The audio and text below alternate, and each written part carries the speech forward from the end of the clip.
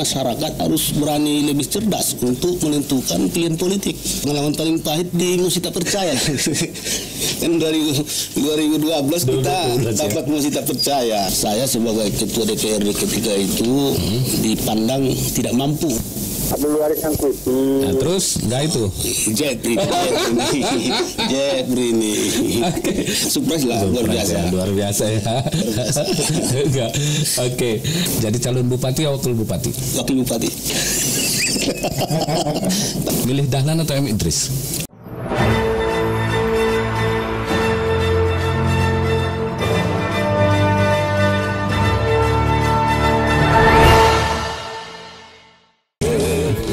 102,0 FM Sastrasi Suara Satu Kata Permohonan pasti selalu di hati. Terima kasih buat sahabat di Start FM semuanya masih padu di sini di program Talk Show Ruang Pasla, mengungkap cerita di balik berita cerdas dan inspiratif. Kita ke tamu kita atau narasumber kita adalah seorang legislator handal atau legislator senior Ais Imran Haitami Daulay SH yang telah bersama kita. Mudah-mudahan masih terus betah. Ini awal dari kehadiran beliau di studio. Mudah-mudahan ke depan ini terus-terusan bisa menjadi narasumber utama kita nih ya. Oke, baik Pak Imran, terima kasih Anda telah bersedia hadir kemari, dan ini menjadi support bagi kita karena program kita banyak program tentang talk show, karena kita memang tahun ini adalah menjadikan rumah edukasi. Radio Start FM ini cerdas dan berintegritas gitu. Ini luar biasa memang kalau mottonya ya. Oke, kita berbicara tentang kedudukan sebagai legislator, politikus itu adalah sesuatu profesi yang memang tidak instan gitu. Karena memang dari kecil pengalaman beberapa organisasi yang digeluti sehingga kita mencapai puncak, pernah menjadi ketua DPD Golkar ya. Kadang-kadang dilewati warna hijau itu, pernah satu periode, kan luar biasa juga itu. Cuma kan kuningnya lewat ya. Sekarang kuningnya udah naik lagi. Ya, ini pernah menjadi ketua DPD Golkar, kemudian pernah menjadi ketua DPRD. Ketua DPRD ini boleh dikatakan 2 periode ya. Satu yang definitifnya 1 periode, sebelumnya juga adalah bagian dari pimpinan, salah satu pimpinan DPRD. Ini sudah dicapai dari posisi kedudukan itu, sebenarnya sudah puncak kalau di tingkat kabupaten. Insya Allah ini karena tertunda kesuksesannya untuk memasuki DPRD provinsi, tertunda kesuksesannya mungkin di provinsi Sumatera Tenggara nanti dapat kursi itu kembali. Nah, apa yang menjadi kebanggaan setelah mencapai itu, Pak Haji? Kebanggaan Anda gitu. Kebanggaan pertama ya kita akhirnya bisa melunasi obsesi kita. Melunasi obsesi untuk mencapai puncak keinginan memimpin lembaga legislatif. Awal-awalnya kan kita berharap pada saatnya nanti kita akan bisa memimpin lembaga legislatif ini dan akan mampu untuk memerankan lembaga ini sesuai dengan fungsi-fungsi yang diamanahkan oleh perundang-undangan. Karena sangat menarik fungsi-fungsi ini bagi kita yang terbiasa dengan kegiatan kehidupan berorganisasi. Fungsi legislatif ini kan sangat bersinergi dengan kehidupan organisasi ini. Dia identik dia. Iya, identik. Kemampuan kita untuk mengawasi pelaksanaan perundang-undangan, kemampuan kita untuk bersama-sama dengan pemerintah menganggarkan pembangunan budgeting untuk daerah, begitu juga dengan pembuatan perda-perda misalnya, dan itu kita nikmati betul ketika itu. Nikmati ya. Baik. Tapi masyarakat, kenyataannya masyarakat kayaknya merasa belum puas terhadap kinerja DPR kita. 15 tahun, apa yang bisa Anda ceritakan tentang kinerja kondisi DPRD kita, lembaga kita ini di Mandailing Natal? Kalau kita lihat dari mobilitasnya, sebetulnya kan lembaga DPRD ini sangat tergantung dengan delegasi-delegasi dari partai-partai politik ke lembaga ini. Karena itu perpanjangan partai politik ya. Lalu kalau kita ke situ perginya, bukan tidak ditawarkan partai politik kader-kadernya untuk dipilih oleh masyarakat. Ya. Partai politik sudah melakukan itu sebetulnya. Dan masyarakat telah memilih. Masyarakat telah memilih. Ya. Tetapi realita setelah berjalan proses pelaksanaan mandat yang diberikan masyarakat ini, banyak yang di luar dugaan masyarakat. Yeah. Jangankan di luar dugaan masyarakat, bahkan dalam menerjemahkan fungsi-fungsi legislatif seperti yang kita sampaikan tadi, memang tidak semua dari anggota yang terpilih ini mampu secara mumpuni untuk menjalankan fungsi-fungsi itu. Nah, barangkali tapi sering bintek. Iya, kalau sering binteknya ini barangkali sangat relatif. Kan tidak semua materi-materi dan tema-tema yang disampaikan juga tidak semua menyentuh fungsi-fungsi ini. Tetapi setidaknya kalau menurut saya proses ini harus terus berlanjut, harus jalan. Di satu sisi partai politik juga harus lebih cerdas untuk menawarkan kader-kadernya dan melakukan pengawasan terhadap kader. Di sisi lain masyarakat juga selaku pemilik kedaulatan juga harus berani lebih cerdas untuk menentukan pilihan politik. Yang berarti itu kan hanya dengan cara itu akan mampu merubah keadaan-keadaan yang selama ini macam yang kita dengar-dengar kecewa apa semua. Saya pikir itu. Oke. Baik, sahabat di Start FM, kita selama 15 tahun itu pernah nggak mengalami pengalaman yang pahit dalam DPR itu? Ya, pengalaman paling pahit di Musik Tak Percaya.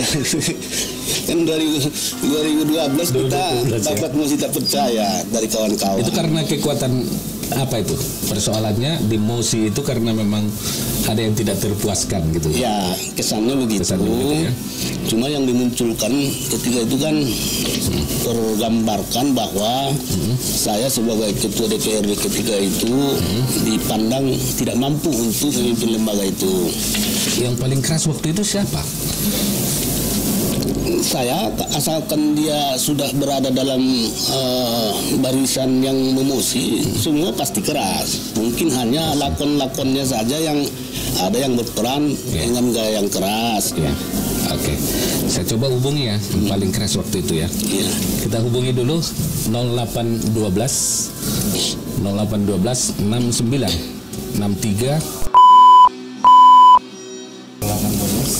0812 6963. Iya. Ini mudah-mudahan langsung diangkat. Iya. Tekan aja. Iya. Udah. Wah, rezekinya Pak. Oh iya, nggak dapat kita hubungi yang paling keras waktu itu, tapi nggak apa-apa, itu kita coba aja nanti hubungi lagi. Baik, Pak Imran, ini terakhir barangkali kita dalam pandangan politik apa yang Anda jadikan idealisme? Pandangan politik siapa menjadikan Anda seorang memiliki idealisme, dan siapakah tokoh politik panutan Pak Haji? Kalau dalam politik praktis, saya banyak diwarnai cara berpikir politiknya Bang Akbar Tanjung sama HM Fatwa. Dua-duanya bagi saya dua tokoh politik yang haluannya, corak berpikirnya beda, tetapi memiliki integritas terhadap dunia politik yang begitu luar biasa. Artinya ketika banyak orang memandang bahwa politik ini adalah ruang yang kotor, tapi mereka mampu untuk mengartikulasikan kepentingan-kepentingan bangsa lewat politik itu. Dan apa yang mereka lakukan, saya pikir jauh dari pandangan-pandangan miring itu. Itu yang membuat Anda idealis gitu? Iya.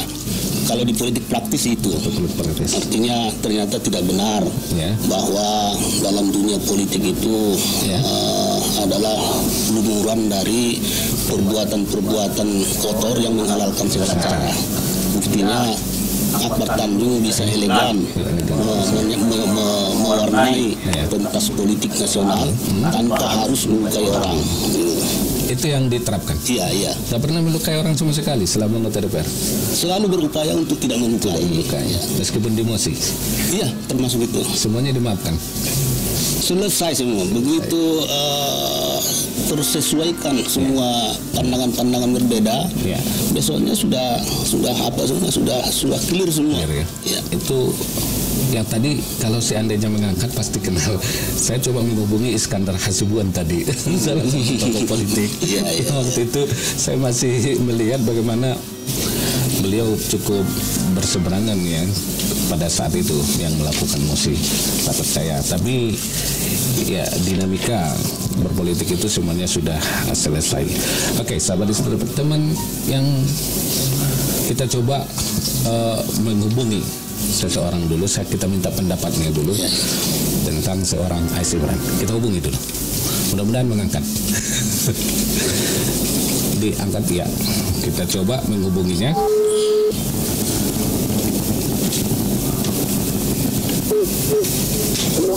Halo, assalamualaikum. Salam. Boleh mengganggu waktu sebentar, saya lagi on air nih. Oh ya. Iya. Boleh kita tahu, saya ada tamu di studio saat ini. Kita on air nih. Ini dengan siapa nih? Suaranya belum tahu. Belum hafal. Punya teman seperjuangan nggak waktu masa jadi jurnalis, menjadi wartawan? Siapa teman? Kecil kali. Iya. Kecil kali. Kecil kali suaranya. Oke. Ya. Ini udah jelas? Halo. Oke ya. Siapa teman Anda menjadi wartawan di Mandailing Natal? Yang menjadi teman. Masih ingat nggak teman waktu jadi jurnalis? Masih. Siapa? Abdul Waris Sangkuti. Nah, terus nggak itu? Jebri ini. Oke. Bung Jebri Antoni, saya lagi on air bersama narasumber kita di studio di ruang Paslah. Itu sahabat kita Ais Imran Haitami nih. Disapa dulu Pak Haji. Ya. Assalamualaikum Pak Jeb. Waalaikumsalam. Boleh bercerita Pak Jeb tentang perjalanan karir Pak Ais Imran ini? Gini ya. Bagaimana Anda memandangnya, sosoknya gitu? Pertama kan Ais Imran Haitami ini kan orangnya kan. Kenapa? Kemudian low. Ya, terus? Kemudian kan di bersama baik di dalam bidang fisik, sosial, maupun pada saat kami sama-sama di jurnalistik. Kemudian beliau ini memang orangnya terlalu faktual ya? Ya, artinya nggak berimajinasi ya? Ingat pada saat kami membuat berita dulu di mana? Di waktu kami bersama-sama investigasi dulu di media dulu. Radar Medan atau Pertiwi? Baik di Radar Medan maupun di Pertiwi. Iya. Beliau ini tidak mau itu membuat opini yang tidak didasari dengan fakta dan data. Sehingga heran pada masa itu berita-berita kita kan spektakuler, berita-berita kan karena memang datanya itu memang akurat. Oke. Baik, Pak Jebri, pandangan Anda terhadap beliau sebagai anggota DPR legislator 15 tahun loh, tinggal beberapa hari lagi nih. waktunya. Hamin berapa tuh? Hamin 3 udah selesai beliau. Luar biasa, saya pikir karir politik sampai 15 tahun itu kan luar biasa. Luar biasa.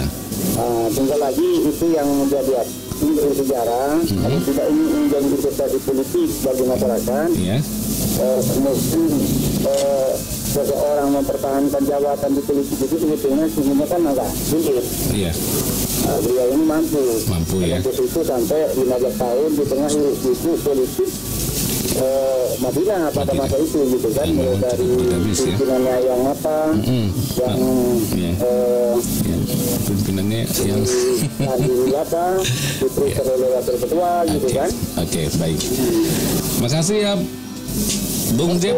Saya makasih ya waktunya, pandangan Anda tentang beliau ini menjadi catatan sejarah karena salah satu anggota ketua DPRD Mandailing Natal yang tercatat.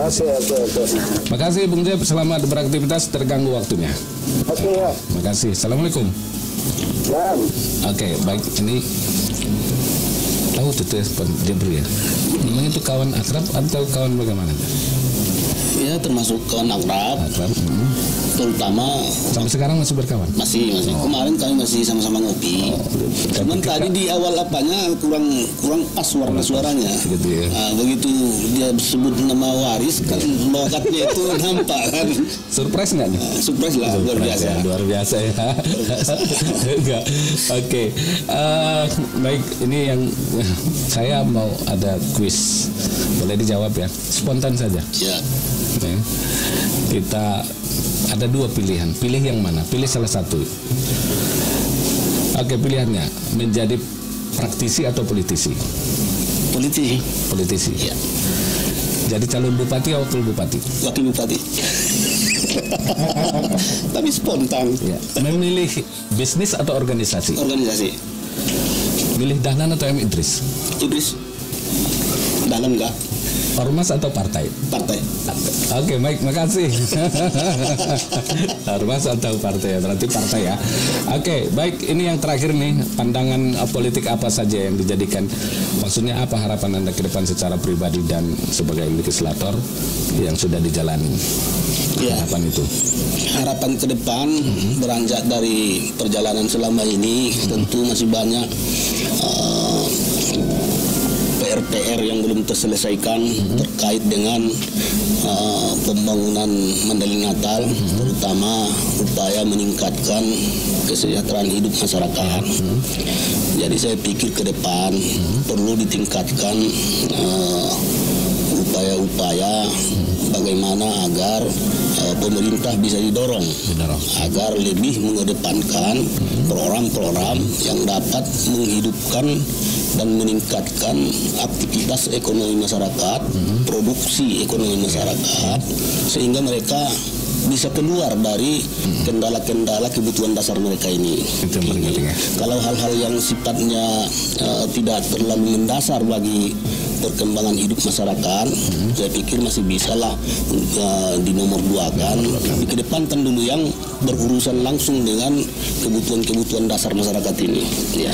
Baik, ini tadi saya ada kuis yang spontan, jadi bupati atau bupati gitu, berarti siap bertarung atau bagaimana 2020 nih? Siap bertarung ya? Siap. Dari partai atau dari?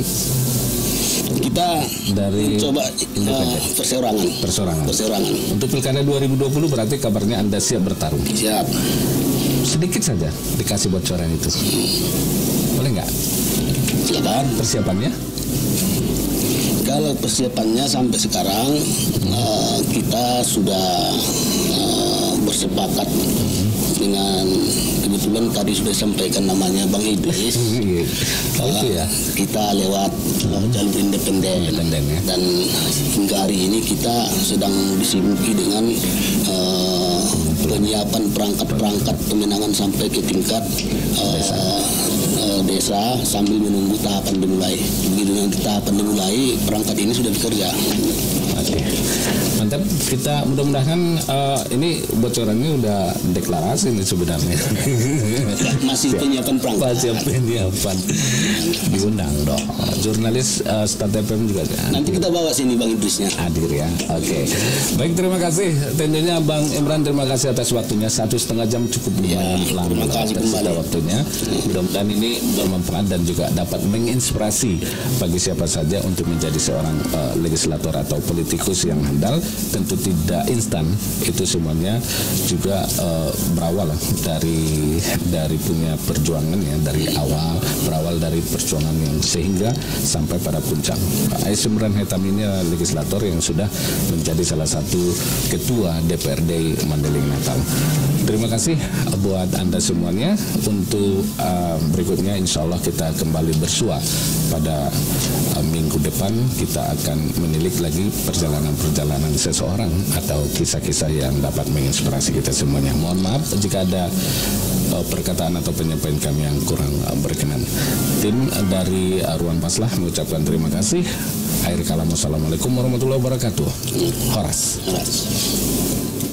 Anda mendengarkan Ruang Paslah Start FM, program talk show cerdas dan inspiratif. Kita berharap ke depan Ruang Paslah ini menjadi media dalam membantu proses pencerahan dan pencerdasan masyarakat hingga kita dapat menyaksikan program-program Ruang Paslah ini dalam bentuk yang lebih substantif lagi, tepat sasaran dan dapat berguna untuk